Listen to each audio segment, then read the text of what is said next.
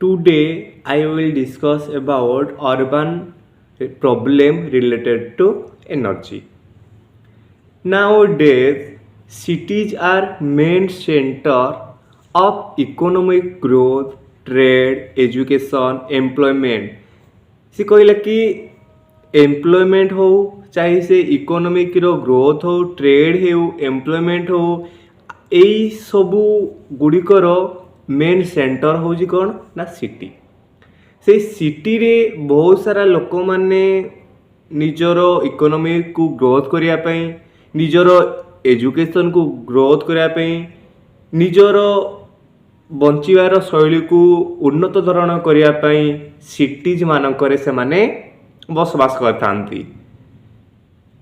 ସେ ବସବାସ କରିବା ଦ୍ୱାରା କ'ଣ ହୁଏ ନା ବସବାସ କଲେ ତ ଠିକ୍ ଅଛି, ବସବାସ କରିବା ଦ୍ୱାରା ବହୁତ ସାରା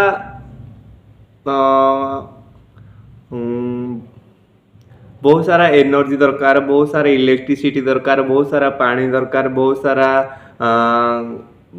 many LPG gas are needs and now 50% population से कहूँ कि 50% लोक lives in urban area. Urban area रे 50% रो लोक बसवास करिथांती। ठीक अच्छी। So densely populated consume more resources, need more energy. जेहेतु से more resources खर्च करुछंती ताहले निहाती more energy भी दरकार हबो। Obviously in modern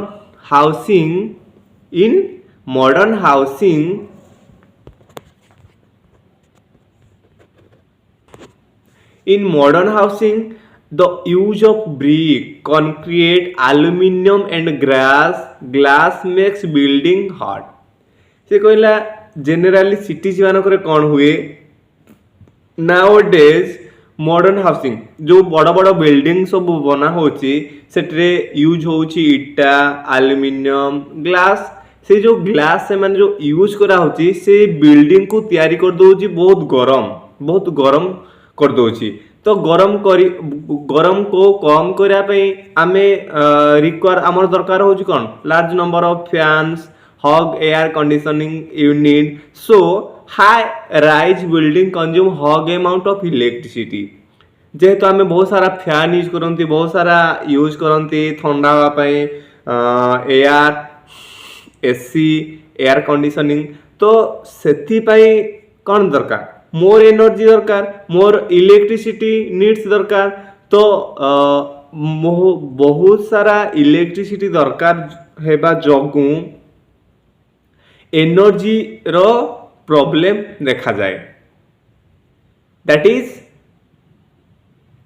so high rise building consume hog amount of electricity to operate least pump water and illumination। Modern cooking रे भी देखा जाए सिटीज मानकर कौन हुए लोक माने केरोसिन रे भी रोषे करती, नेचुरल गैस रे भी रोषे करती, एलपीजी यूज करती और इलेक्ट्रिसिटी रे भी रोषे करती। तो this consume large number of fossil fuels. जेहेतु से माने सिटीज मानकर 50% रो लोक माने निहाती बसवास करती। तो ऑब्वियसली फॉसिल फ्यूएल माने खर्च परिमाणटा धीरे धीरे बढ़िबो, इनक्रीज होबो। बिकॉज कहीं ना 50% लोक जेहेतु सिटीज मानकर से बास करती बिकॉज ऑफ आवर ग्रोथ।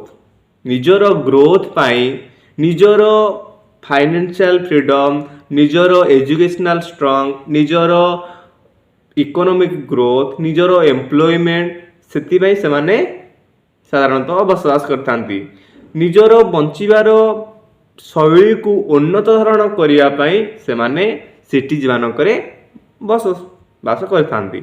ठीक अच्छी। Urban transport causes excess number of car. Transport urban transport भी कारण भी हो एक्सेस नंबर ऑफ कार भी यूज करती to be on the road रे बहुत सारा कार यूज करती। तो ऑब्वियसली छोट रास्ता रे जदि हेटे 5टा कार क्रॉस करिवो ताले केमथि हबो, ऑब्वियसली जाम हबो, ऑब्वियसली टाइम हबो। ताहले एयर भी पॉल्यूशन हम एयर पॉल्यूशन हवा द्वारा कौन हम ना रेस्पिरेटरी डिजीज देखा जीवो आम बॉडी रे ठीक अच्छी then how to water conservation किपरि आमे वाटर को कंजर्वेशन करि परिबा जेते spend the least amount of time in shower जेति की हेई परिबो जेति की कम हेई परिबो आमे सोयर को यूज कम करवा close the water tap while brushing your teeth जेते बेले आमे दांत घसुछंती सेते बेले जेते संभव होई परिबो वाटर टाकू बंद करवा दांत घसला पर अपन कर परिबा do not use too many dishes कंसा बासन साधारणतः आमे अल्प यूज करवा ठीक अच्छी do not turn water pipe व्हाइलिंग वाशिंग ए कार जेते बेले आमे कार धोउछंती सेते बेले टैप को ऑन करवानी धोई पोछा पोछी कर सरले फेरेडू टैप को ऑन करवा जदि टैप न बंद करवा एक्सेस पानी बाहरी पड़े जीवो सेटा वाटर कंजर्वेशन हो पारिबनी so I will request to all of the people lives in cities do not turn water pipe while washing a car. Use brooms to clean the house, not the water pipe. Wash the fruits and vegetables in one pan instead of washing separately. सेमती same जिनस house को सफा करने भी जो आम pipe use करती pipe बदल में आम बाल्टी भी यूज कर द्वारा कम पानी भी खर्च हो पार पानी भी सेव हो पार जिते आम फूड कि खाए माने खाद्य कि पनीपरिया वेजिटेबल्स को जिते आम धुंती माने अलग अलग करके धुंती तो से गोटे जगह भी धोई जदि पारिबा से पानी को धोई सरिया पानी को किसी गछरे नहीं कि देदेबा तो से पानी भी बहुत सारा यूज हो पार आउ पानी कम खर्च हम जय जगन्नाथ।